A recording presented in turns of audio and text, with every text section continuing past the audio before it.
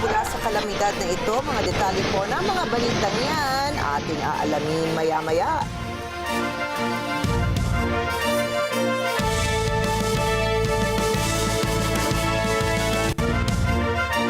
Magandang gabi, ako po si Rikki Mathay. Ako si Rikki, Alagao, Flores. Ito ang mata ng Agila International. Para naman sa mga headlines ngayong araw ng Miyerkules. Pangulong Ferdinand Marcos Jr. satisfied sa naging resulta ng isinagawang eleksyon. Pilipinas at Japan nag-usap para palakasin ang kanilang information and communications technology cooperation. Chinese President Xi Jinping nakipagkita kay Chilean President Gabriel Boric. US President Donald Trump ipinagmalaki ang halos $1 trillion investment ng Saudi Arabia. At Huawei ay ipagtatapat na sa mga karibal nito sa computer market.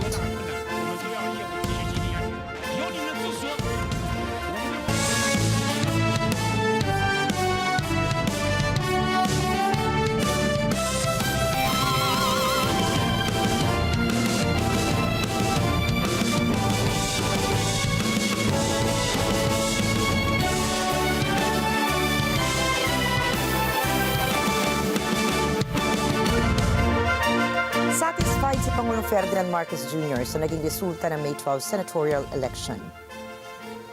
Sinabi ni Palace Press Officer Attorney Claire Castro na kumpiyansa ang Pangulo sa suporta ng publiko sa kinalabasan ng natapos na halalan.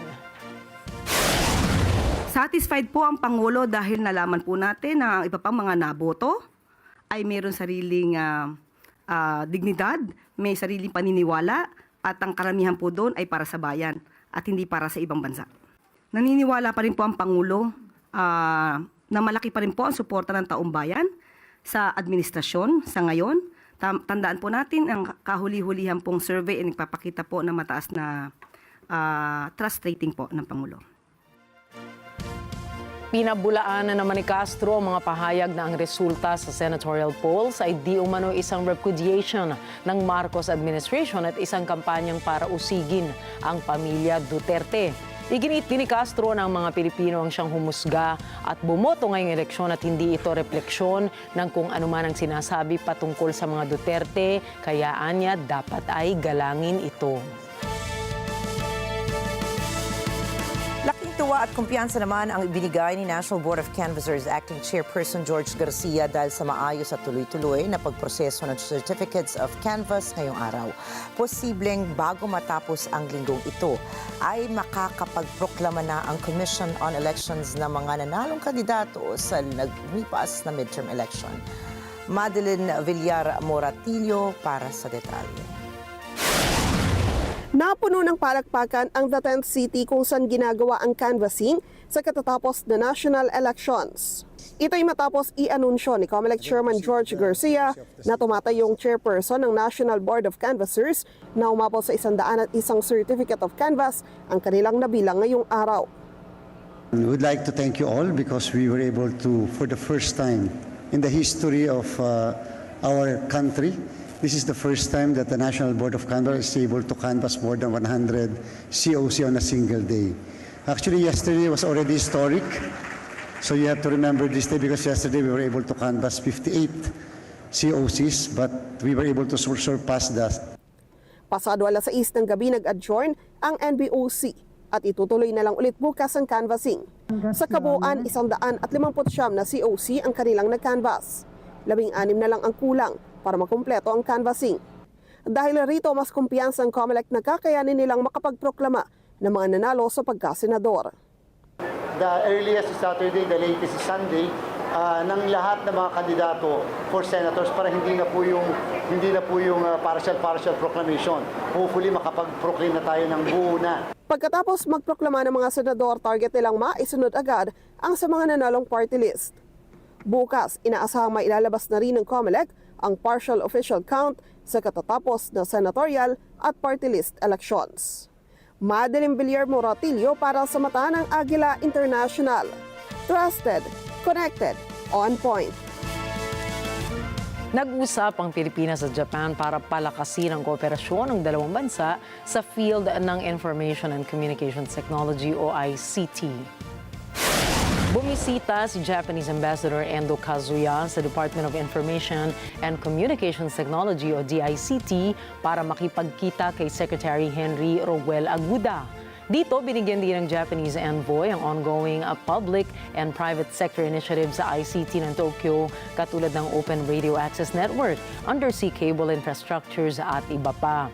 Kanya ring pinagtibay ang commitment ng Japan na suportahan ng Pilipinas sa digital transformations efforts nito.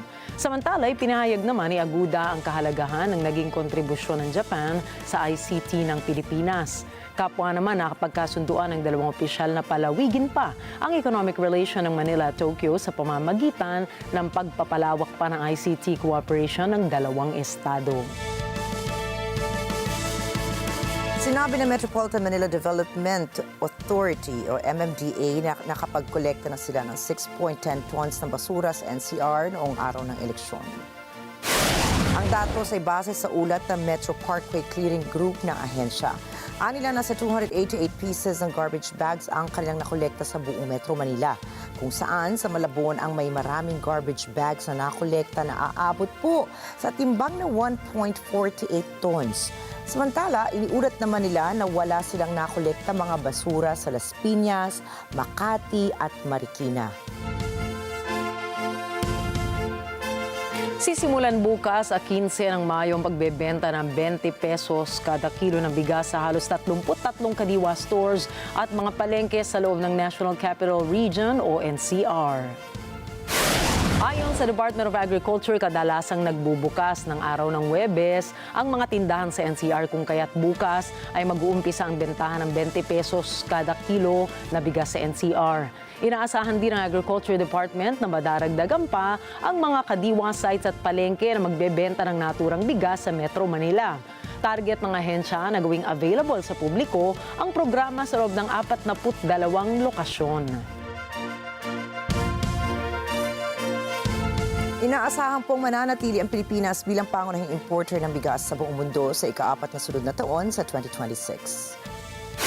Ayon sa U.S. Department of Agriculture, tataas ng 100,000 metric tons ang rice imports ng Pilipinas mula sa estimate volume na 5.4 million metric tons ngayong taon sa likod na mas mataas na demand para sa bigas.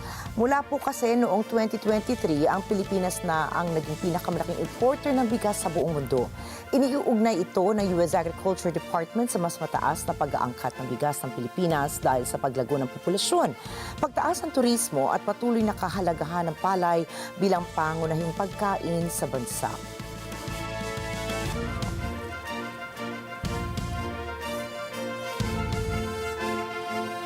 Walang naging pahayag ang Malacanang na kumpiyansa ito na matatanggal sa pwesto si Vice President Sara Duterte. Ito ang nilinaw ni Palace Press Officer Undersecretary Attorney Claire Castro nang tanungin siya kung kumpiyansa ang Administrasyong Marcos na isulong ang impeachment laban kay VP Sara ngayong bago na ang komposisyon ng Senado dahil sa midterm elections. Ipinaliwanag ni Yusek Castro na hindi isinusulong ng Pangulo ang impeachment trial at tinututulan at pinasisinungalingan nila ang anumang balita tungkol sa pag-pursue sa nasabing pagdinig. Wala pong anumang balita patungkol sa pagpursu ng Pangulo sa impeachment or sa impeachment trial ni VP Sara. So yan po ay ating tinututulan at pinasisinungalingan. Sinabi rin ni Yusek Castro na welcome kay Pangulong Marcos Jr. ang bagong komposisyon sa Senado. Subalit lalabanan anya mga obstructionists na maaaring pansarili lamang ang kanilang ilalaban. Ngayon po na naboto na po ang mga susunod na mga leaders natin, umaasa ang Pangulo na ang bawat isa, ang lahat sa kanila na binoto ng sambayanan ay tutugon sa pangangailangan ng taong bayan. Ang trabaho po nila ay para sa bayan, para sa taong bayan, hindi para sa ilang interes. So anumang kulay yan, wini-welcome po talaga ng Pangulo na makaisa ang bawat leaders natin para tugunan kung ano man ang problema at magbigyang solusyon ang pangangailangan ng mga kababayan natin. Inaasahan din po ng administrasyon ang presensya ng lehitimong oppositionist Pero lalabanan po ang mga obstructionist na nagtatago sa pangalan ng oppositionist. Mga obstructionist na maaaring pansarili lamang ang kanilang ilalaban. Nanawagan ng Pilipinas sa North Korea na itigil nito ang paglulunsad ng mga ballistic missile. Sa inilabas na pahayag ng Department of Foreign Affairs, sinabi nitong seryoso ang pagkabahala ng Pilipinas sa missile testing ng North Korea. Mariin din kinundena ng bansa ang isinagawang ballistic missile launch ng Pyongyang noong May 8. Ang mga ganitong provocative actions, anila ay sumisira sa pag-unlad ng ekonomiya, kapayapaan at katatagan sa Korean Peninsula at sa Indo-Pacific region. Hinikayat din ng Pilipinas ang North Korea na sumunod sa lahat ng mga international obligations nito, kabilang na ang mga resolution ng United Nations Security Council at makipag-ugnayan anila ang Pyongyang sa isang mapayapa at constructive na dialogue. Hiniling ng mga abogado ni dating Pangulong Rodrigo Duterte sa International Criminal Court o ICC na idiskwalipika ang dalawang judges mula sa paghawak sa kanyang kasong crimes against humanity. Sa isang 11-page corrigendum, pinadidisqualify ng legal team ni Duterte sina Judge Rain Adala de Sophie Alpini Gansu at Judge Mara del Socorro Flores Alirarom sa paghatol sa isyu ng jurisdiksyon. Ikinatwira ng depensa ng pagtanggal sa dalawang hurado ay makatitiyak ng autonomy at irreproachability o hindi mapaparatangang katayuan ng mga hukom. Epektibo rin anilang may sasagawa mga pagdinig sa pamamagitan ng paglikha ng minimum degree of disturbance sa kasalukuyang komposisyon ng chamber. Mapapanatili rin ang naturang recourse ang karapatan ng dating Pangulo sa isang objectively impartial adjudication.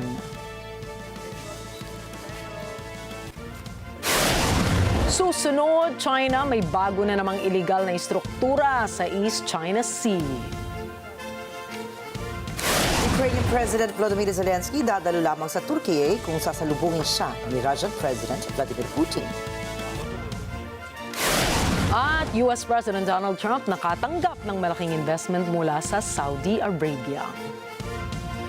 Ang detalye po ng mga balitang yan sa pagbabalik ng Mata ng Agila International.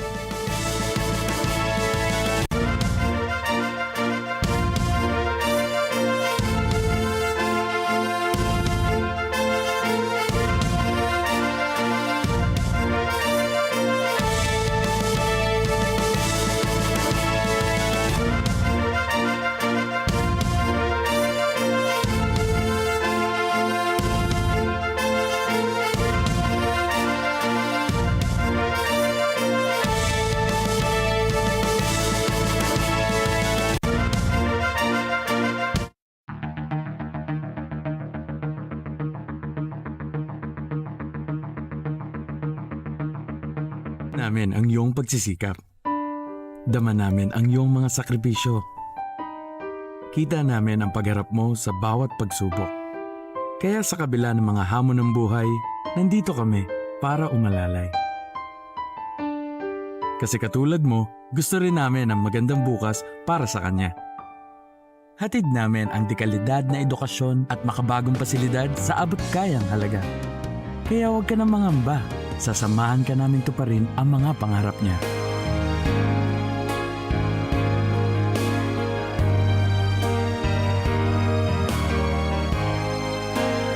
Maaasahan mong sulit dito ang mga pinagsikapan mo. Sa aming mga makabagong pasilidad at sistema ng edukasyon. Mailalabas natin ang aking talino at mga kakayahan niya. Kahit sa munting halaga, makakasiguro ka na makakasabay siya sa mabilis na pag-ikot ng mundo. Sa new era, karamay mo kami sa bawat hamon. Kaagapay mo kami sa bawat hakbang. Kasama mo kami sa bawat ngiti at tagumpay.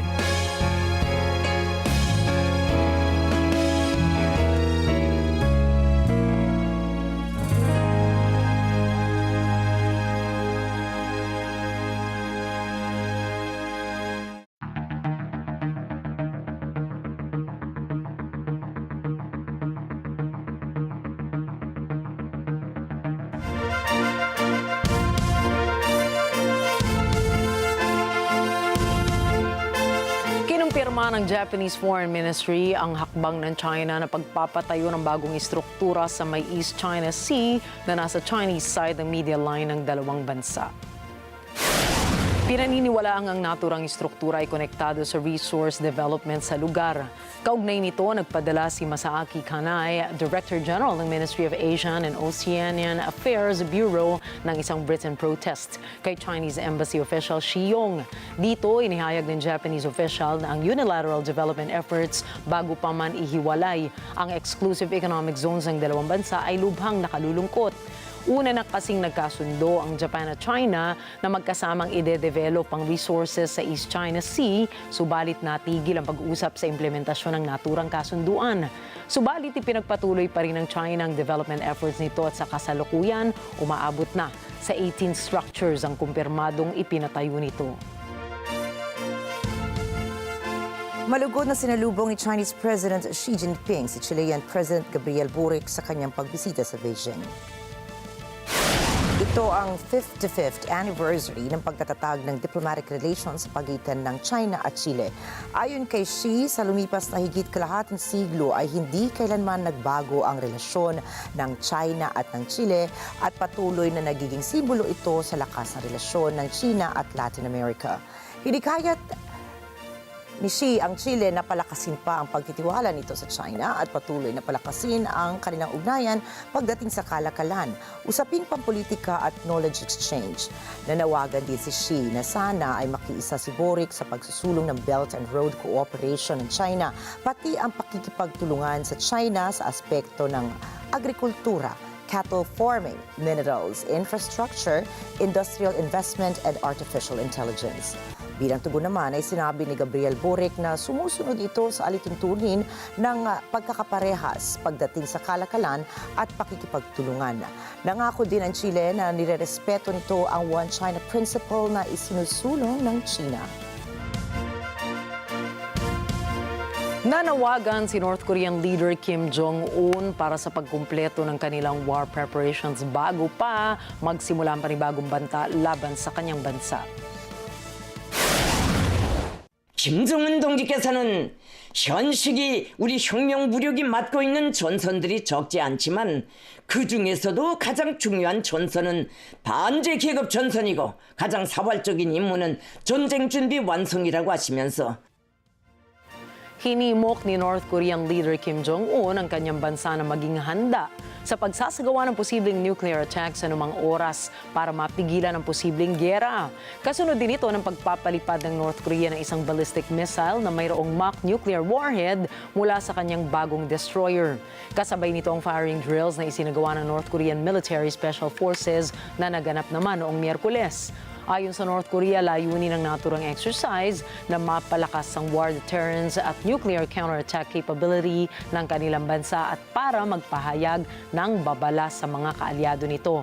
Sinabi rin ng North Korea na hindi ito magdadalawang isip na gumamit ng puwersang militar laban sa Estados Unidos kapag hindi nito tinigilan ang kanilang pangungulit sa Russia.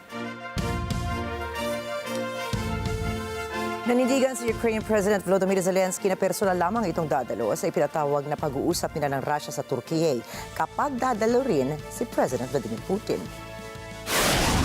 Ми будемо чекати на зустріч з Путіним в Туреччині, щоб Росія не маніпулювала містами і не казала, що Путін не готовий прилітати в Анкару, а готовий летіти тільки в Стамбул.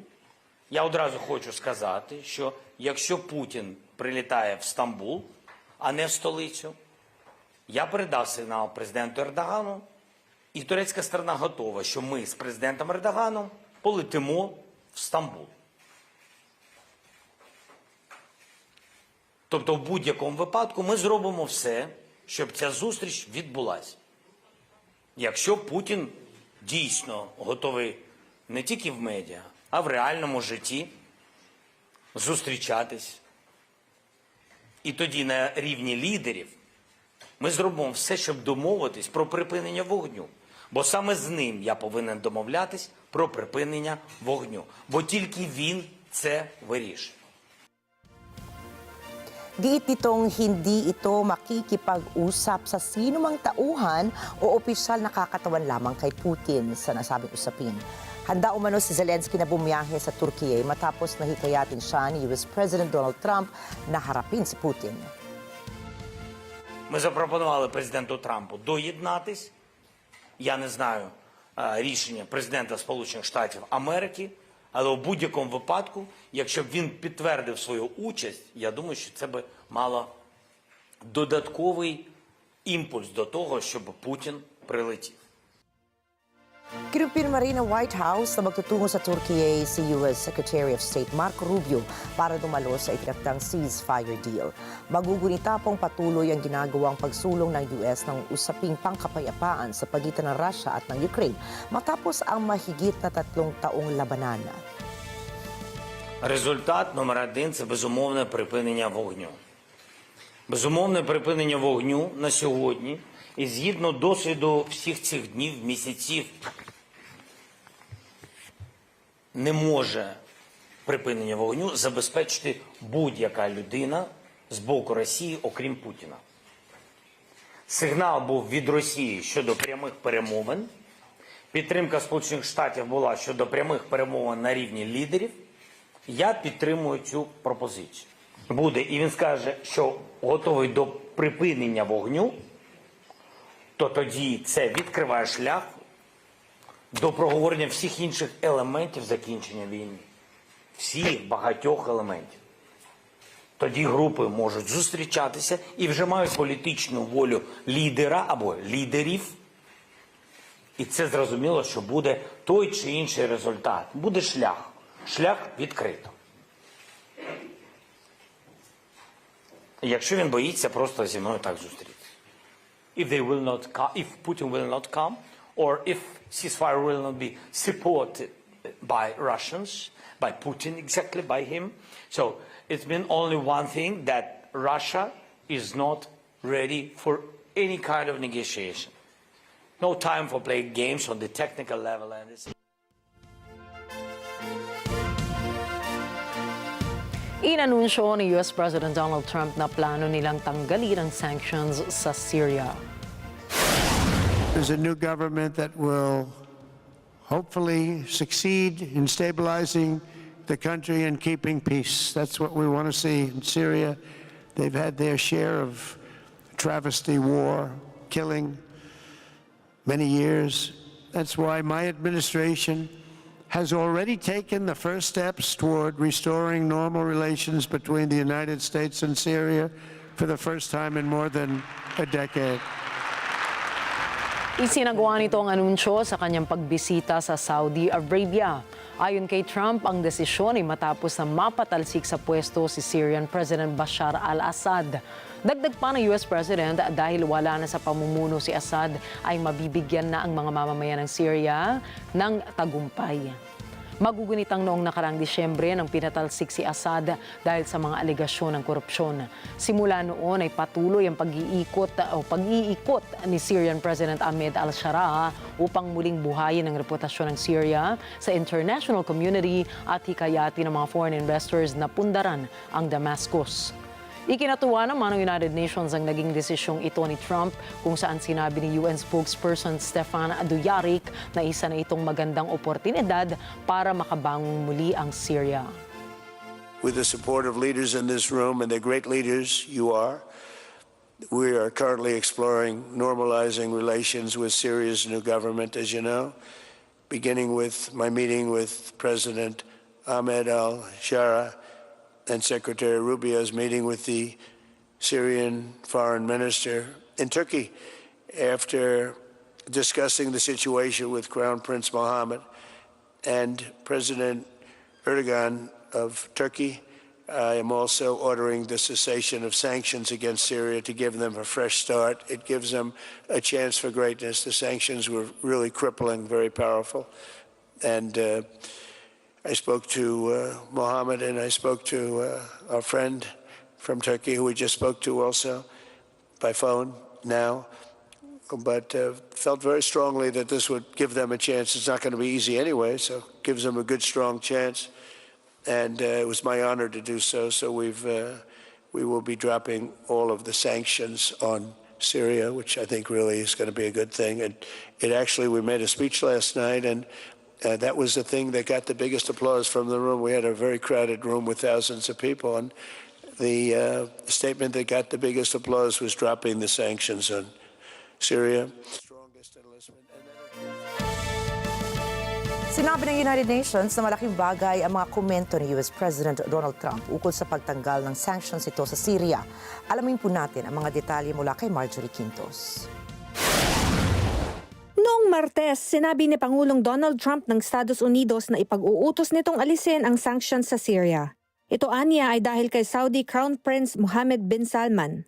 Ang pahayag na ito ng US ay isang malaking policy shift bago ang pagpupulong nito kay Syrian Islamist President Ahmed al-Shara. Ayon sa White House, makikipagkita si Trump kay Shara sa pagbisita ng US President sa Saudi Arabia. Si Shara ay dating Al-Qaeda commander na namuno sa Syria matapos mapabagsak si Bashar al-Assad. Ayon sa Syrian presidential sources, magkikita ang dalawang leader ngayong Miyerkules. Ani Trump, ang desisyon niyang alisin ang sanctions sa Syria ay matapos silang mag-usap ni Mohammed bin Salman ng Saudi Arabia at President Tayyip Erdogan ng Turkey. Kapwa kinampanya ng dalawang leader ang pag-alis ng US sanctions mula sa Syria, katulad rin ng paghimok ng United Nations sa mga bansa na gawin din ito. Ayon kay UN spokesperson Stefan Dujarric, malaking bagay ang anunsyong ito ng US para sa pagbangon ng Syria. Well, I think it was important for us to see relief on sanctions on Syria, to help the reconstruction of Syria, to help the Syrian people recover from more than a decade of conflict, a decade of underinvestment, and we continue to support the reconstruction, whether it's physical or psychological, of Syria, for it to be a country where all Syrians of all faiths, of all ethnicities and minorities feel safe and represented. Ayon kay Trump, panahon na para sumulong ang Syria. Inilapat ng US ang sanctions nito sa Syria noong nasa kapangyarihan pa si Assad. Pinutol nito ang relasyon ng Syria sa global financial system, hinadlangan ang pamumuhunan ng ibang bansa at pakikipagkalakalan sa Damascus. Dahil dito, natigil ang pagbangon ng Syria mula sa pagkawasak dahil sa gyera. Marjorie Quintos para sa Mata ng Agila International. Trusted, connected, on point. Itinuturing ng White House na naging matagumpay ang ginawang pagbisita ni US President Donald Trump. واليوم نأمل على فرص شراكة بحجم 600 مليار دولار من بينها اتفاقيات تزيد عن 300 مليار دولار تم الإعلان عنها خلال هذا المنتدى. وسنعمل خلال الأشهر القادمة على المرحلة الثانية لإتمام بقية الاتفاقيات لرفعها إلى تريليون دولار. ليكون إنني يا فخامة الرئيس على ثقة أننا اليوم نواصل البناء معكم ومستندين إلى أسس الشراكة الوثيقة من بلدينا، وما وقعنا عليه اليوم هو جزء من طموح أكبر يستثمر فرص التعاون وتبادل المنافع بيننا. فخامة الرئيس أن عملنا المشترك لا يقتصر على التعاون الاقتصادي وإنما يمتد إلى عمل على إحلال الأمن والسلام في المنطقة والعالم. Ayon sa datos, aabot kasi sa $600 billion na halaga ng investment ang nalikom ni Trump sa kanyang pagbisita sa Saudi Arabia. Kasama na rin sa kasunduan ang $142 billion na halaga ng arms deal sa pagitan nila ng Saudi Arabia. Ito ang kauna-unahang pagkakataon na bumisita si Trump sa Saudi Arabia sa kanyang ikalawang termino.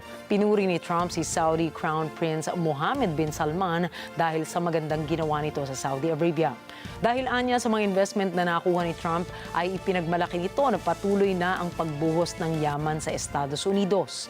Kasama sa mga nilagdaang kasunduan ang mga proyekto sa energy, defense, mining at iba pa. Maaring lumaki pa ito sa $1 trillion ayon sa Crown Prince ng Saudi. And with this trip, we're adding over $1 trillion more in terms of investment into our country and buying our products. And, you know, nobody makes military equipment like us. We have the best military equipment, the best missiles, the best rockets, the best everything. Best submarines, by the way. But it's going to go a lot higher. You see, we've never had anything like this happen. It's an explosion of investment and jobs, and great companies are coming in. Never seen anything like it. There's no better place to make a future or make a fortune. Patay matapos pagbabarilin ang tumatakbo sa pagkaalkalde sa bansang Mexico. Nagsasagawa ng kanyang campaign rally si Yesenia Lara Gutierrez ng tumatakbong alkalde ng Veracruz State nang ito ay pagbabarilin. Habang ito ay abala sa pakikipagkamayan sa mga supporters nito, ay biglang na lamang umalingaw-ngaw ang mga putok ng baril. Pues se le pegaron a ella por la parte de atrás y todo, y como era un montón de gente, tanto de los ranchos que también estaban aquí los otros señores haciendo su meeting, pues otro grupo que llegó con ella para saludar, pues ahí se aprovecharon. Es una injusticia muy cruel, ¿no? Porque cuando si te que era tranquilo, ahorita mira, en lo que se resulta, tanta injusticia, tanto asesinato. Kinundina ni Mexican President Claudia Sheinbaum ang insidente kung saan kaagad na ipinag-utos nito ang malalimang investigasyon. Ito na po ang pangalawang insidente ng pamamaril ng kandidato sa Mexico ngayong taon. Noong unang araw ng official campaign period ay pinagbabaril si Hermana Anwar Valencia sa kanyang campaign headquarters sa Coquixi, Veracruz. Nos sentimos indignados, tristes, destrozados porque vuelve a repetirse la historia. Después de 2 años y medio, perder a mi hermano y hoy a mi cuñada y dejar a sus hijos huérfanos. Es algo muy triste, que sentimos una impotencia, pero también creemos que nuestra presidenta Claudia Sheinbaum y nuestra gobernadora tendrían que tomar cartas en el asunto y que decirte que pido justicia terrenal.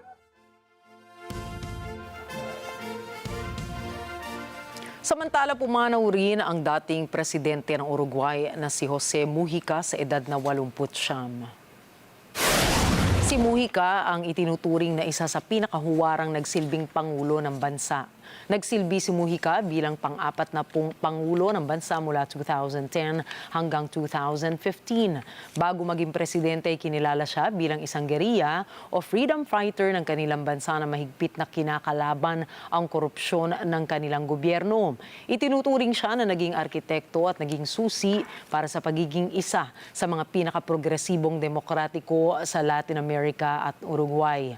Matapos ang kanyang termino bilang presidente ay nagsilbi rin siya sa Senado hanggang taong 2020 bago siya tuluyang nagretiro mula sa politika. Nagpaabot ng pakikiramay ang ilang world leaders sa natuto sa ilalim ng kanyang paggabay at pamamalakad. José Mujica era um ser humano, sabe, muito importante para a democracia, para os setores progressistas da sociedade, para a esquerda. Pretendo chegar na Brasília e eu entendo bem Mujica porque eu acho que o mínimo que a gente tem que fazer é se despedir das pessoas que serviram de referência para a gente com demonstração de muita dignidade e de muito respeito. Nakilala si Mujica ng international community bilang world's poorest president. Ito ay dahil sa kanyang simpleng paraan ng pamumuhay kung saan tinanggihan niya ang paninirahan sa presidential palace. Sa halip ay pinili nitong patuloy na tumira sa kanyang maliit na farmhouse malayo sa syudad. Ipinamahagi rin ni Mujica ang malaking parte ng kanyang sweldo para sa mga nangangailangan. Tiene que plantearse algunas cuestiones que son de carácter mundial. Y los países centrales son los que tienen mayor responsabilidad.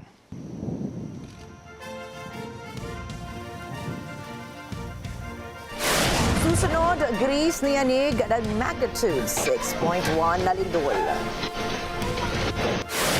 Mga bigating negosyante nagdagsaan sa Saudi Arabia. At Indiana Pacers, babalik na sa conference finals. Mga karagdagang mga balita pa po sa pagbabalik ng Mata ng Agila International.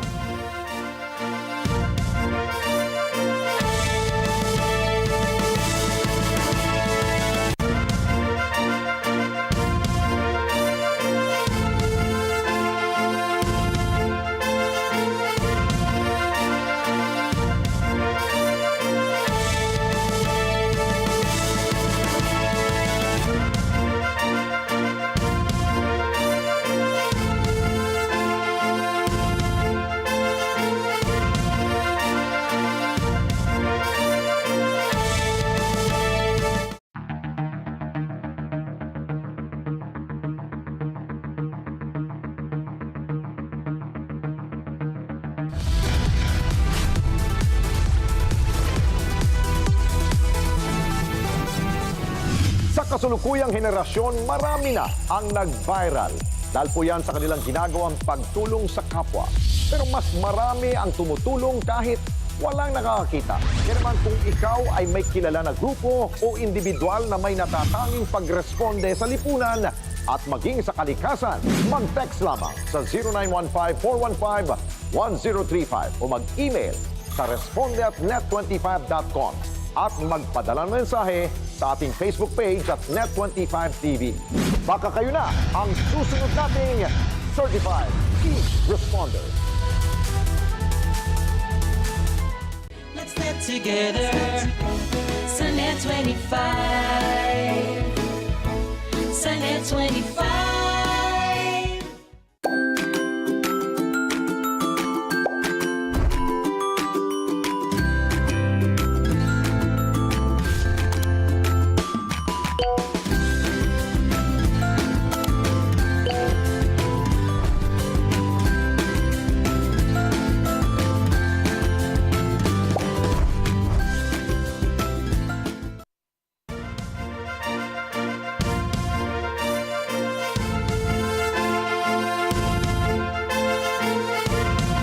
Babalik ang mata ng Agila International sa pagpapatuloy po ng ating mga balita ngayong gabi.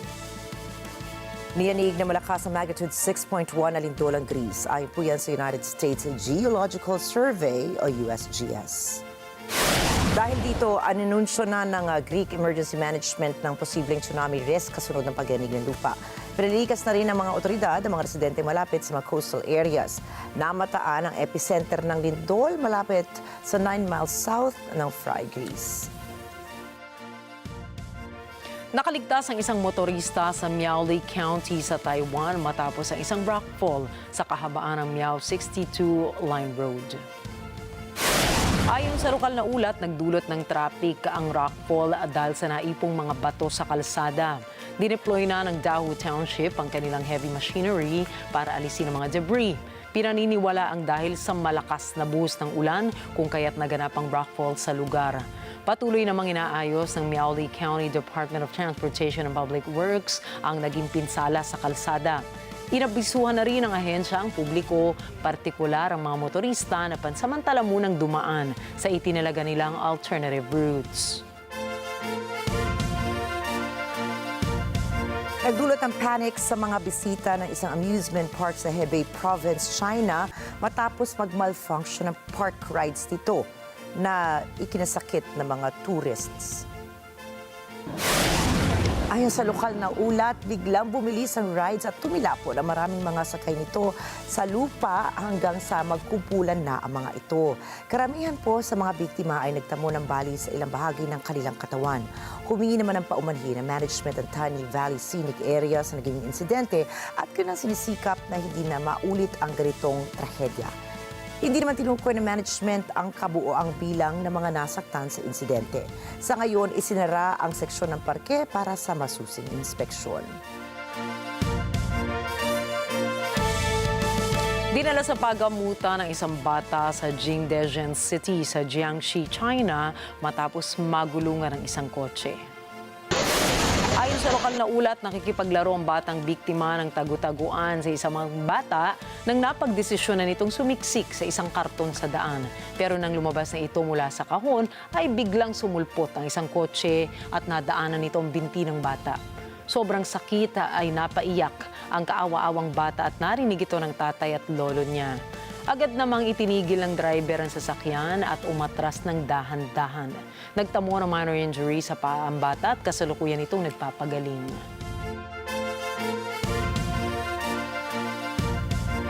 Sinabi ng Mexico na hihigpitan nito ang pagpasok ng karne ng mga baka sa kanilang bansa. Ito ay upang limitahan ang pagkalat ng screwworm. Ang screwworm po ay isang flesh-eating maggot na maaaring pumatay sa baka o sa iba pang kinakapitan nito sa loob lamang ng ilang linggo. Kumalat ito kamakailan sa Katimugang Mexico. At dahil dito, sinuspinde ng Estados Unidos ang pag-angkat ng baka mula sa kalapit na bansa. Sinabi ni Mexican Agriculture Minister Julio Verdegue na nagpapatupad na ito ng serye ng mga hakbang katulad ng pagkontrol ng pagpasok ng baka, maging karne nito, pagsusuri sa mga rancho at pag-inspeksyon sa mga estado. Con su permiso, señora presidenta, buenos días. Y el 10 de mayo nos avisaron que nos iban a cerrar la frontera. Finalmente pude hablar con la secretaria Rawlings el domingo 11 de mayo y acordamos una suspensión temporal por 15 días, periodo en el cual vamos a ver qué nuevas medidas, qué podemos reforzar para que en 15 días ellos hagan su evaluación y nos abran la frontera nuevamente, que es lo que México espera. Sa kabila nito, ibinisura ni Verdegue ang ideyang pagsasara ng southern border ng bansa dahil sa mga bakang galing ng Central America. Acordamos una serie de medidas que ya están en implementación, reforzar la movilización, el control a la movilización del ganado. Vamos a hacer un barrido desde el Golfo de México hasta el Pacífico, a la altura de Veracruz, hasta llegar a Oaxaca y sur de Guerrero, visitando el 100% de los ranchos a inspeccionar. Estamos teniendo reuniones diarias con APHIS. En fin, estamos haciendo todo lo que es materialmente posible hacer. Samantala, ginarantiya naman ni Mexican President Claudia Sheinbaum na itutuloy ang pag-angkat ng livestock matapos ang 2 linggo. Entonces no estamos de acuerdo con esta medida. Habló el secretario Verdegue con la secretaria de Agricultura de Estados Unidos. Se planteó que van a ser 15 días para poder seguir trabajando y esperamos que muy pronto se levante esta medida.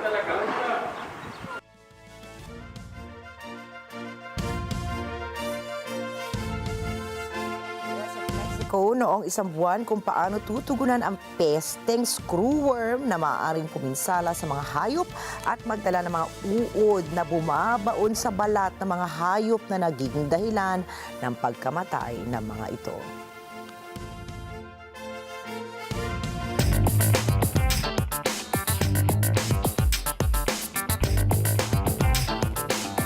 Nagdagsaan ang mga CEO papuntang Saudi Arabia upang makipagpulong kina Saudi Crown Prince Mohammed bin Salman at US President Donald Trump.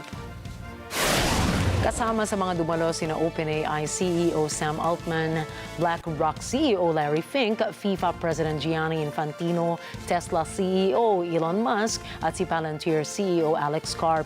Ipinakita ng mga CEO sa mga Gulf leaders ang mga modelong proyekto sa ilalim ng Vision 2030 katulad ng NEOM, isang planned city futuristic o nakasing laki ng Belgium na planong ipatayo sa Saudi Arabia. Tinatawag nila itong City of the Future na naglalayong paliitin ang carbon footprint at zone requirement ng mga mamamayan sa lungsod. Isa-isa ring iprinisinta ng mga negosyante ang kanilang pinakabagong teknolohiya sa layuning tangkilikin ito ng mga Gulf states para sa kanilang depensa. So we just showed several of our Tesla Optimus robots to His Highness and President Trump, and I think they were very impressed.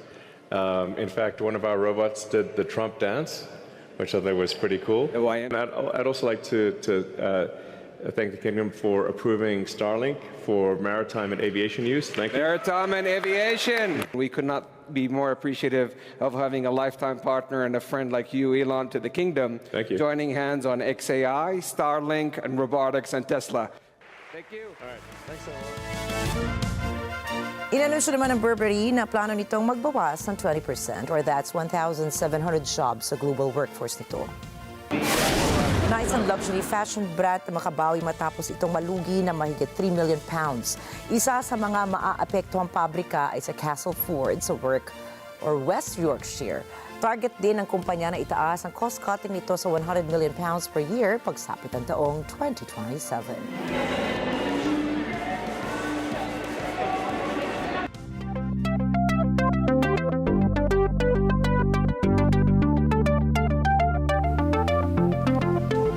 Opisyal nang nagkaroon ng sariling operating system para sa mga PC ang Huawei para tapatan ang mga Western rivals nito. Ayon sa Huawei, all systems go na ang kanilang Harmony OS PC para sa kanilang mga computer products. Paliwanag ng Chinese firm, ang Harmony OS PC ay may mahigit sa 150 exclusive applications at integrations para sa higit 2,000 universal ecosystem apps. Tiniyak ng Huawei na kahit bago ang kanilang OS ay compatible ito sa maraming software. Iginiit din ng kumpanya na gumagamit din ito ng Artificial Intelligence o AI para mapabilis pa ang sistema nito. Sa kabila ng announcement na ito ay hindi tuwirang ibinahagi ng Huawei ang kabuuang user interface ng kanilang sariling operating system. Simula sa katapusan ng Mayo ay sisimulan na ng Tesla ang pagkuha ng components ng cybercab nito sa China. Ito po ay matapos magkasundo ang Estados Unidos at China na tapyasan ang kanilang reciprocal tariffs.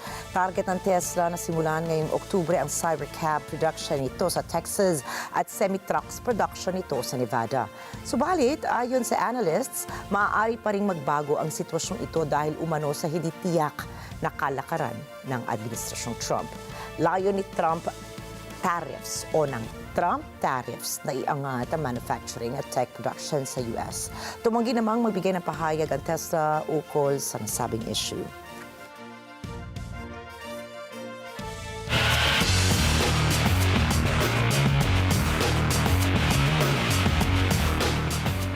Tinapos na ng Indiana Pacers ang serye nito laban sa top Eastern Conference team na Cleveland Cavaliers matapos ibulsa ang Game 5 at tapusin ang serye 4-1.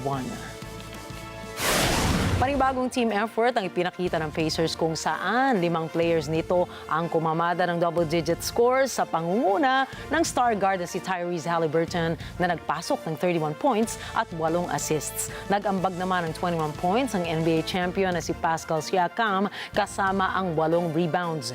Ito na ang ikalawang magkasunod na season na makakapasok ang Pacers sa conference finals.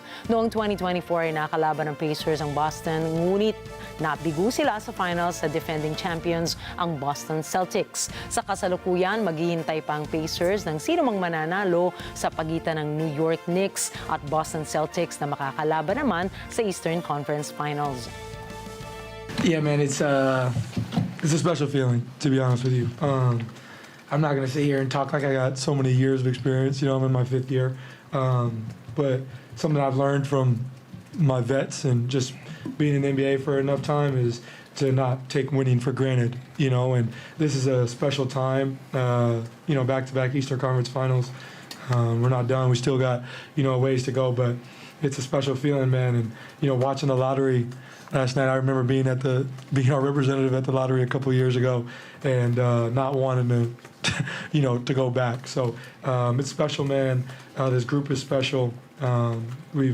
You know, this has been built by many different, you know, moves, and adding P has, you know, been huge for us, and we just kind of went from there. But yeah, man, I don't take this for granted. It's a lot of fun, and winning is fun. So, you know, we just want to continue to do what we're doing and just take this a day at a time. Enjoy this one tonight, but, you know, be ready for whoever's next. Ipinilasap ng Oklahoma City Thunder ang una nilang series lead sa kabila ng all-star performance ni Nikola Jokic, 3-2. Mistulang naghiganti ang OKC mula sa blow-for-blow exchange nito simula pa lamang ng semifinals. Nauna ang Denver na makakuha ng series lead na agad-agad namang tinatapatan ng Thunder. Ito pa lang ang unang pagkakataon ng koponan ni Shai Gilgeous-Alexander na makalamang sa serye. Nanguna sa panalo ng Thunder ang guard na si Shai Gilgeous-Alexander na kumamada ng 31 points, 6 assists at 7 rebounds. Sinabayan din ito ng playoff performance ni Jalen Williams at Isaiah Hartenstein. Hindi kinaya ng all-star performance ni Nikola Jokic buhatin ang Nuggets sa fourth quarter. Nagtalaga si Joker ng 44 points, 15 rebounds, and 5 assists. Balik Denver home court naman ang Western Conference matchup.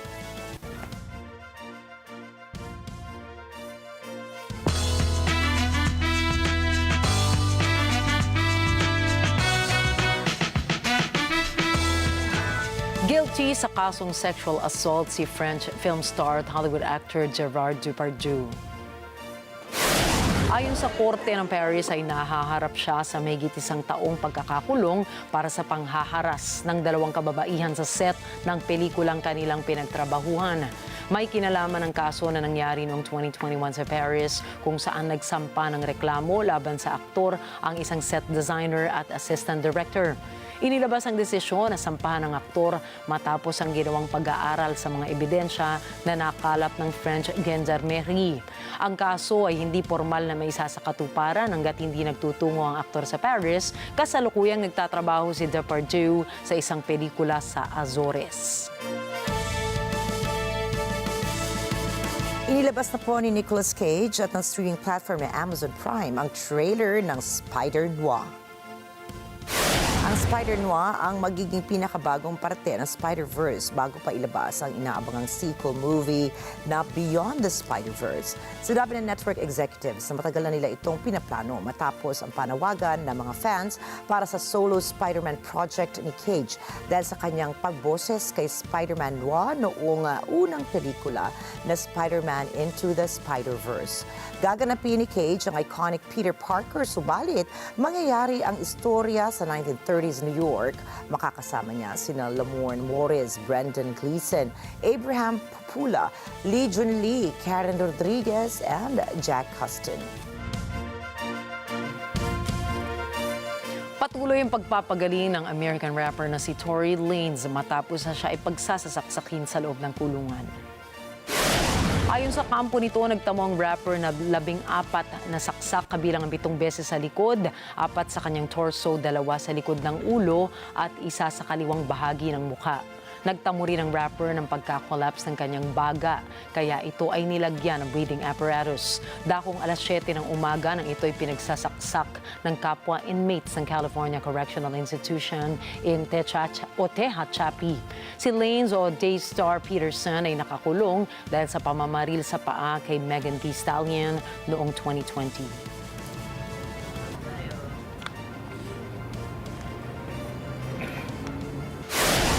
Susunod, libu-libong rubber ducks nagunahan sa isang river derby. Isang grupo ng scientists gumawa ng isang robotic wedding cake. Abangan ang iba pang mga storya pagdating ni Alma Angeles at ng Net25 World News.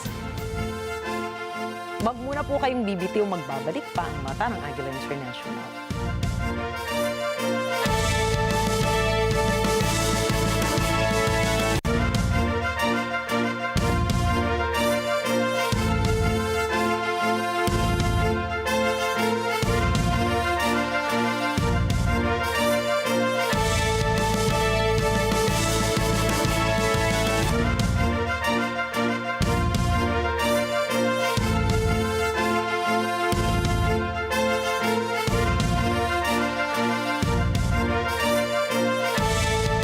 Trask Construction. Your trust.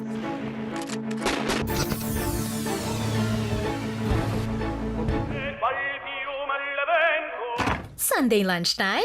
Looking for classic movies? They've turned on to Elm Street. Get ready for action. Start filming. Every big eye. Me. Drama. We'll race here today. And more family entertaining movies. There's a storm in the way. We came here to do a job. And all of this for dogs? Paddington?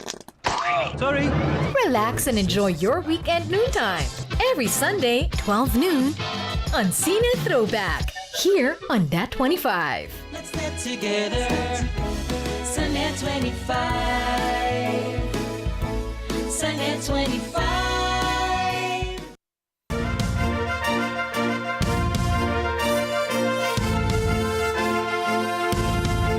Sinubaybayan ng mga residente ng Greenville, South Carolina ang buong karera ng mga rubber ducks sa taunang River Duck Derby nito. Ayon sa lokal na ulat, nasa 14,000 mga rubber ducks ang dineploy sa ilog para sa karera. Layo ng event na ito na makapangolekta ng pondo para gamitin sa charities sa lugar. Higit sa derby, pwedeng mag-enjoy ang mga bisita sa live music, face painting, mga palaro at food trucks. Nag-bake ang isang team ng Swiss-Italian scientists ng isang edible robotic wedding cake kung saan may mga sumasayaw na gummy bears and chocolate edible batteries and candles. Tinawag ito ng mga scientists na RoboCake. Layo ng proyektong ito na pagsamahin ng robotics at culinary expertise para bigyan diin ang mga sustainable solutions para sa waste reduction at potensyal na aplikasyon para sa health and environmental monitoring. Paliwanag ng team, bawat piraso ng cake ay makakain. Ang edible rechargeable battery na naka-install dito ay gawa naman sa ingredients katulad ng vitamin B2, quercetin, activated carbon at dark chocolate. The dancing bears are made of gelatin, especially designed gelatin that has very good flavor and consistency. They have inner tubes that can be pressurized by a pump. It's like a system of arteries in our bodies and the heart. And their bodies are made in such a way that they have special cuts and special thickness, so that when the corresponding arteries in the bears are inflated by the heart, the bear will tend to move in desired direction. For example, the necks will move up and down, and the arms will move so that the two bears hug each other. Narito po kami para maghatid ng balita saan mang dako ng mundo. Magandang gabi, ako po muli si Rikki Mathay. Ako si Nina Rikki, Alagao, Flores. Ito po ang mata ng Agila International. Para naman po sa iba pang mga balitang nangyari rin sa iba't ibang panig ng mundo, punta tayo kay Alma Angeles para sa Net 25 World News. Take it away, Alma.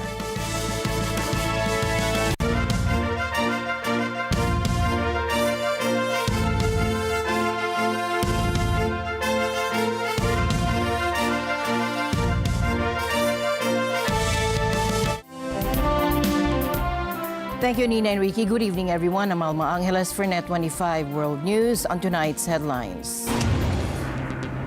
In a stunning reversal, U.S. President Donald Trump has begun a face-to-face meeting with Syria's president in Saudi Arabia today, just after Washington announced a complete lifting of sanctions on the Islamist-led government. We are currently exploring normalizing relations with Syria's new government, as you know. It gives them a chance for greatness. The sanctions were really crippling, very powerful. And the news starts now.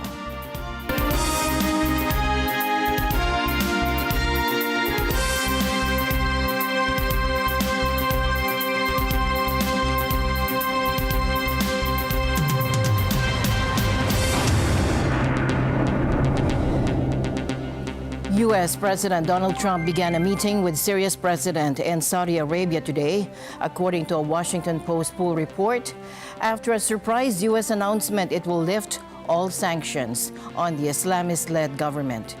Despite concerns within sectors of his administration over Syria's leader's former ties to al-Qaeda, Trump said during a speech in Riyadh he would lift sanctions on Syria. The U.S. president has agreed to say hello to interim Syrian President Ahmed al-Shara, who will be in Riyadh for meetings with the Gulf Cooperation Council. Trump's first day of a 4-day swing through the Gulf region was marked by lavish ceremony and business deals, including a $600 billion commitment from Saudi Arabia to invest in the U.S. and a $142 billion in U.S. arms sales to the kingdom. In a major U.S. policy shift, President Donald Trump said on Tuesday he would order the lifting of sanctions on Syria at the behest of Saudi Arabia's crown prince. They've had their share of travesty, war, killing, many years. That's why my administration has already taken the first steps toward restoring normal relations between the United States and Syria for the first time in more than a decade. Trump made the surprise announcement at the start of a tour of Gulf Arab states that began in Saudi Arabia. A sanctions reprieve would be a huge boost for Syria's Islamist president and former al-Qaeda commander Ahmed al-Shara, who was looking to stabilize a country shattered by more than a decade of civil war. The White House and two Syrian presidential sources said Trump is set to say hello to Shara on Wednesday in Saudi Arabia. Trump said he made the decision after discussions with Saudi Crown Prince Mohammed bin Salman and Turkish President Tayyip Erdogan, whose governments have both strongly urged the lifting of sanctions. Now it's their time to shine. It's their time to shine. So I say good luck, Syria. Show us something very special. The United Nations, which has been pushing countries to lift sanctions on Syria, welcomed the move. It was important for us to see relief on sanctions on Syria. The U.S. imposed sanctions during Bashar al-Assad's rule. The sanctions cut Syria off from the global financial system and deterred foreign investment and trade, hampering efforts to rebuild from the war. Damascus residents celebrated Trump's decision. It feels like a mountain has been lifted off our chest, said this local. Trump's announcement comes despite Israel's deep suspicion of Sharah's administration. Israeli officials have continued to describe Sharah as a jihadist. Sharah was, for years, the leader of al-Qaeda's official wing in the Syrian conflict. He first joined al-Qaeda in Iraq, where he spent 5 years in a U.S. prison. The people of Syria have suffered under the sanctions. They've suffered from natural disasters in the past few years. There was an earthquake not very long ago. And levels of poverty are extremely high. One of the biggest industries is the drug trade. One of the biggest industries is the drug trade in Captagon, which isn't good either. So if you want Syria to be able to make it as a country and not fall apart into a renewed civil war, it makes sense that you would want sanctions to be lifted and to have a chance to work with Syria's leaders to try to bring that about. The president should also be cautious, like the United States should be cautious too, because you don't want to go whole hog in and invest in any particular regime, because even though they've stayed for 6 months, there's no guarantee that they're going to continue beyond 6 months, right? What we saw in Syria is truly a revolution, right? A new regime came to power that wants to reorder society in a fundamental way. It's not going to be a dynasty the way that it was under the Assads. And anytime that happens, there's so much sort of at stake and so much up in the air that things can change in really unpredictable ways. A potentially record-breaking gift to the U.S. government is sparking a fierce political battle. President Trump's plan to accept a $400 million Boeing 747-8 from the Qatari royal family is facing sharp criticism, with accusations of naked corruption and national security threats flying from Capitol Hill. U.S. President Donald Trump is facing pushback from Senate Democratic leader Chuck Schumer to his plan to accept a Boeing 747-8 airplane similar to this one as a gift from the Qatari royal family. The $400 million plane is expected to be outfitted to serve as Air Force One, according to a source briefed on the matter. It would be one of the most valuable gifts ever received by the U.S. government. Schumer on Tuesday said the offer was, quote, naked corruption and a grave national security threat. So in light of the deeply troubling news of a possible Qatari-funded Air Force One and the reports that the Attorney General personally signed off on this clearly unethical deal, I am announcing a hold on all DOJ political nominees until we get more answers. Trump said on Monday, as he prepared to head to the Middle East, that he was disappointed that Boeing was taking so long to deliver the new Air Force One planes he commissioned during his first term as president, and that it would be stupid to turn down the generous offer. I thought it was a great gesture, and I think it was a gesture because of the fact that we have helped and continue to, we will continue to, all of those countries, Saudi Arabia, UAE, Qatar, and others, we keep them safe. If it wasn't for us, they probably wouldn't exist right now. And I think this was just a gesture of good faith.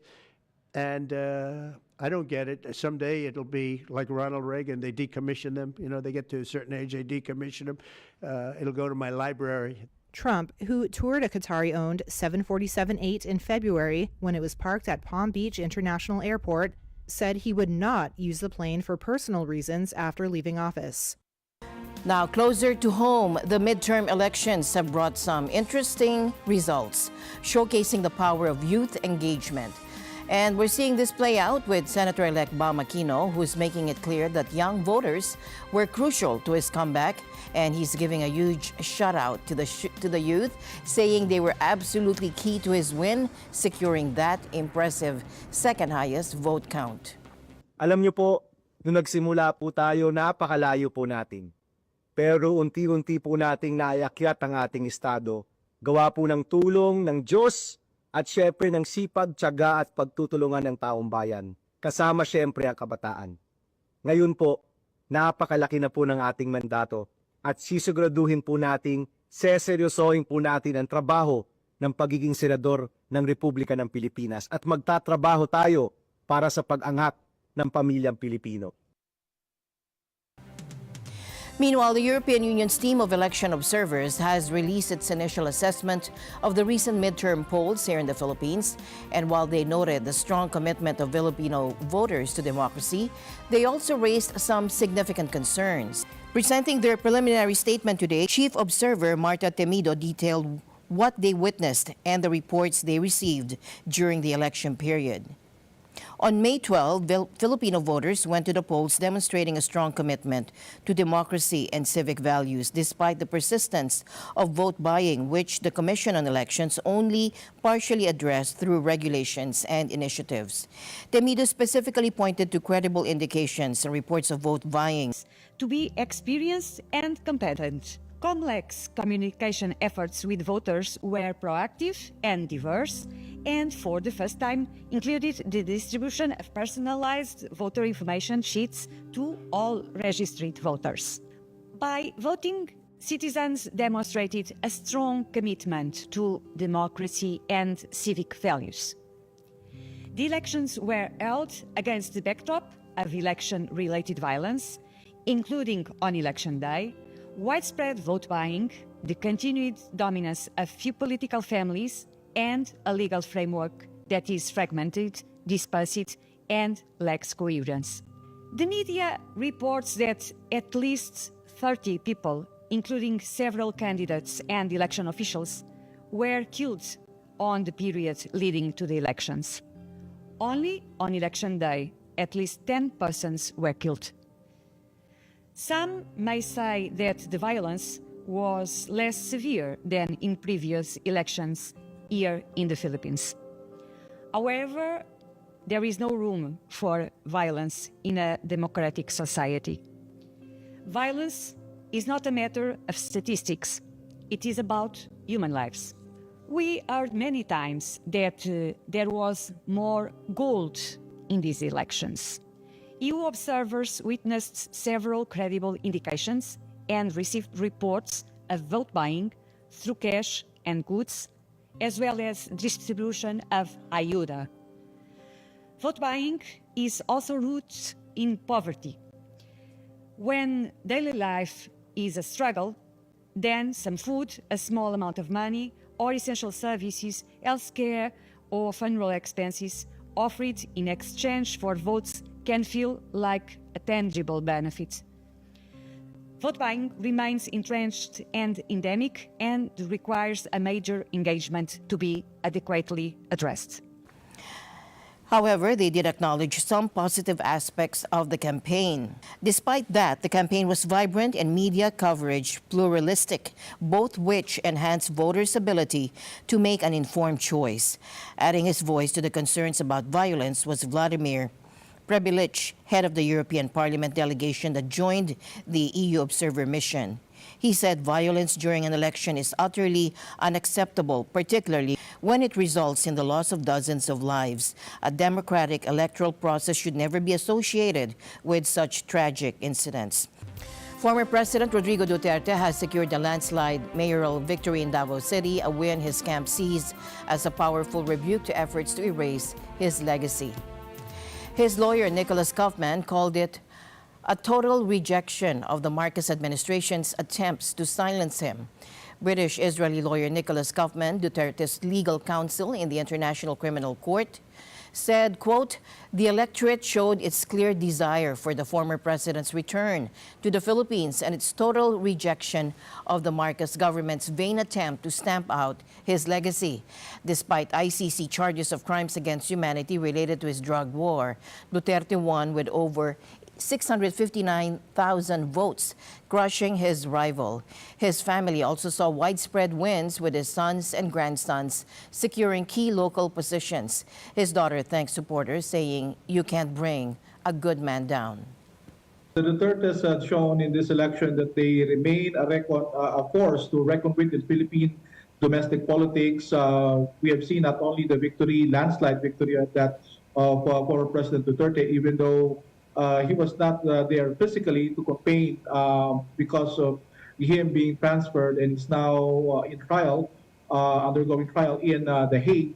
And his son, Baste, the current mayor, will be the vice mayor, and most likely in the physical absence of his father, he will be taking the place as a city mayor. And Rodrigo's other son, Pulong, is the Davao City the first district representative, if I'm not mistaken. And the second district representative is the son of Pulong. And so I think all five Dutertes who run for posts this election won. And we have also seen the VP Sara endorsing candidates, even though she went into active campaign mode late in the game. She was still able to get the five people winning seats, and very convincing wins. So top one, top three posts were, of course, I think top six also were from the PDP Laban or those of strongly allied with the Duterte clan. And so it shows that they continue to have strong appeal, especially in Mindanao and the Visayas. And we have seen the backlash on leaders who have been critical of the Dutertes and those who the public viewed as being, balimbing or star-proof. They're changing allegiances, shifting political loyalties. I mean, absent no political loyalties, and then they just simply shed their color depending on whether it's convenient or not. And so the voters have showed their displeasure against this kind of behavior. We have seen that at the local level as well as at the congressional level. And now to the latest from Ukraine. President Zelensky is saying point blank that a ceasefire with Russia can only happen if he sits down face to face with President Putin. And he's really pushing for this meeting, and he's even got a location in mind, and that is Turkey.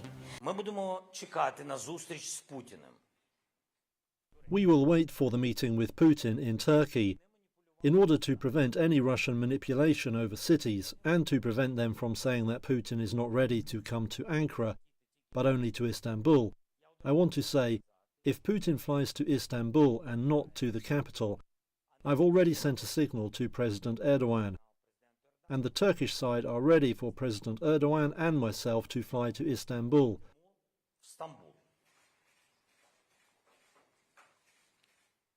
In any case, we will do everything possible to make sure this meeting happens. If Putin is ready to meet, not only for media purposes but in real life, then on the level of leaders we will do everything to agree on a ceasefire. Because I must reach a deal about a ceasefire with him, because he is the only person who can decide. Саме з ним я повинен домовлятись про припинення вогню, бо тільки він це вирішить. Zelensky also mentioned inviting the U.S. president to these potential talks happening this Thursday. But there's no confirmation yet if that will actually happen. The U.S. president had mentioned being open to joining those discussions earlier this week while he was in the region. Thursday's meeting with Russia and Ukraine is very important. I was very insistent that that meeting take place. I think good things can come out of that meeting. Stop the bloodshed of the horrible, it's a bloodbath. Don't underestimate Thursday in Turkey. President Erdogan is going to be a great host. and we are doing some work with him having to do with Syria, too, by the way. We're going to have to make a decision on the sanctions, which we may very well relieve. We may take them off of Syria because we want to give them a fresh start. But I think you're going to have maybe a good meeting. You have the potential for a good meeting, that a meeting wasn't going to take place. I insisted that that meeting take place, and it is taking place. And I think you may have a good result out of the Thursday meeting in Turkey between Russia and Ukraine. And I believe the two leaders were going to be there. I was thinking about flying over. I don't know where I'm going to be on Thursday. I've got so many meetings. But I was thinking about actually flying over there. There's a possibility of it, I guess, if I think things can happen. But we got to get it done. We got to save 5,000 lives a week. 5,000 lives is really more than that. It's worse than that. Russian President Vladimir Putin is urging Europe to follow America's lead when it comes to dealing with Russia. He points out that despite all the tensions, Russia is still supplying nuclear fuel to the United States, even as Europe cuts those ties. President Putin says the EU is putting politics ahead of its own economy, while the US is being more practical. And we have shown great growth in the previous years. And those who tried to stand in our way, those who tried to harm us with sanctions, ultimately harming themselves with those sanctions. The states, despite anything, have been very pragmatic. They have never forgotten their own agenda. We still supply nuclear fuel to the United States. You're laughing here, but that's the way it is. Because it's profitable, it turns a profit, and all the better for them. And their economy is growing at a decent rate, not 4.3%, but still decent, while Europe's key economies have slumped. This is what we should do. We should be very pragmatic in every hour step. U.S. energy officials are sounding the alarm about a potential security threat hidden within key components of renewable energy infrastructure. Now, we're talking about devices made in China that play a vital role in connecting solar panels and wind turbines to our power grids, as well as being found in batteries and electric vehicle chargers. These devices, called power inverters, are essential for bringing clean energy online. While they're designed to be accessed remotely for updates, a concerning discovery has been made by U.S. experts. Sources familiar with the matter tell us that inside some of these Chinese-made inverters and batteries, they found unexplained communication equipment, devices not listed in any of the product documents. And these includes things like cellular radios. Mike Rogers, former director of the U.S. National Security Agency, said, "We know that China believes there's value in placing at least some elements of our core infrastructure at risk of destruction or disruption. I think that the Chinese are in part hoping that the widespread use of inverters limits the options that the West has to deal with the security issue. The worry here is that these hidden communication channels could allow firewalls, the security measures designed to block direct communication back to China, to be bypassed. Experts warn that if these rogue devices were exploited remotely, the consequences could be catastrophic, potentially destabilizing power grids, damaging energy infrastructure, and even triggering widespread blackouts." And the news continues here on Net 25. We'll be right back. A young woman all alone in a small car from London to Lagos. British-Nigerian content creator Palumi Nubi is braving the road. Palumi embarked on her adventure from Europe to West Africa, a journey fraught with dangers, setbacks and disasters. First it's off to Dover and onto the ferry. She continues through France and Spain to Gibraltar to catch the next ferry to the African continent, landing in Morocco. Now I'm on the continent, Lagos. I'm coming for you, come on. Rev.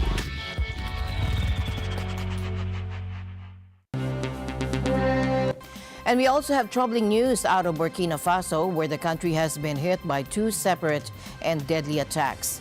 Sources on the ground are reporting that a military base in the north was targeted, resulting in the deaths of multiple soldiers simultaneously. A separate assault in the south has claimed the lives of dozens of civilians. Take a look. Footage from social media appears to show a militant attack on an army base in northern Burkina Faso.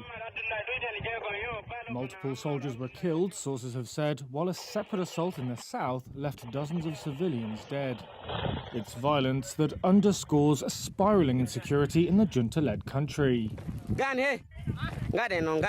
Reuters has verified the location of this video by cross-referencing it with satellite imagery. The date could not be verified, though two security sources said the Djibo base came under attack on Sunday. There was no immediate claim of responsibility, though the area is near where Al-Qaeda affiliate JNIM operates. Burkina Faso is ruled by Ibrahim Traoré, who seized power in a 2022 coup. He's promised to turn the tide against a jihadist insurgency that spread across the region since it first took root in Mali 13 years ago. However, militant attacks persist in much of the country.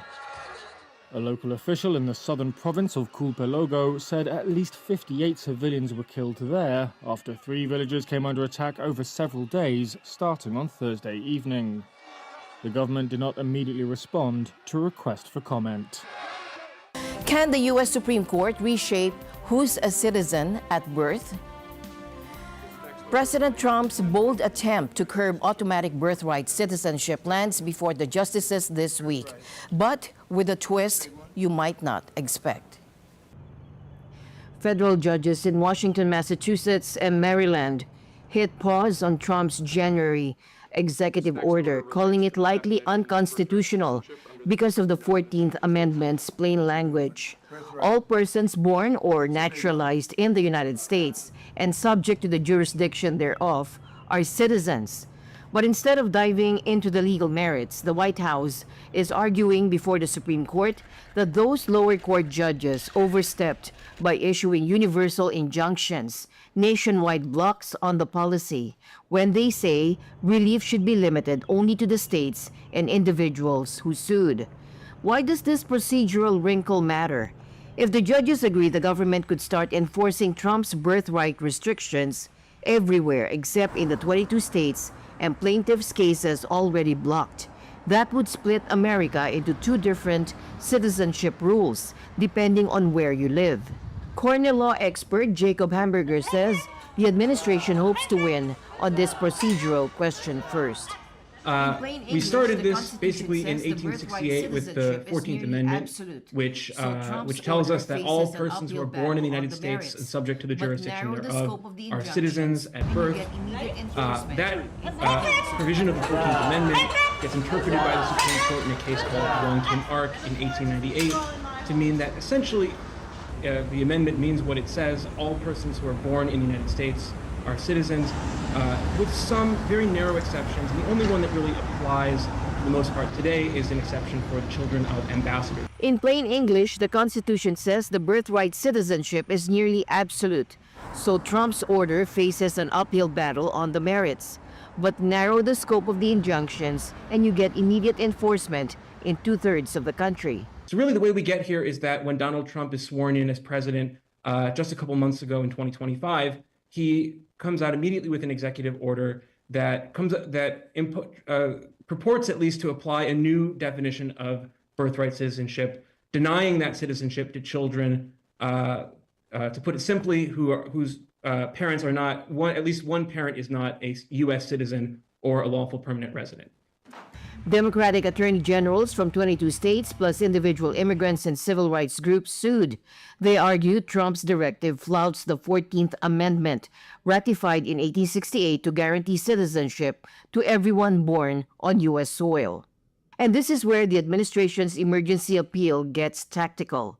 But not everyone agrees it's appropriate. University of Minnesota's Ilan Werman argues the court has never clarified if temporary visitors or undocumented parents fall under the 14th Amendment's jurisdiction requirement. The government's best argument is to point out that the Supreme Court has never decided these particular questions. The executive order deals with unlawfully present people, and it deals with temporary sojourners. In this famous case called Wong Kim Ark that everybody cites in the 1890s, the Supreme Court held that a child born of domiciled permanent resident Chinese residents of the United States, they were lawfully present, they were domiciled in the United States, so they had an intent to stay, were citizens. Their children were citizens.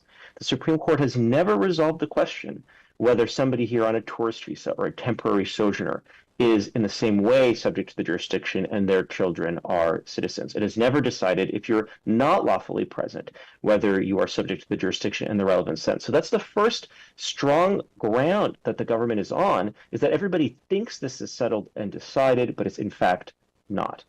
The Trump administration has an argument here, but I think it's going to be an uphill battle for them probably with the justices.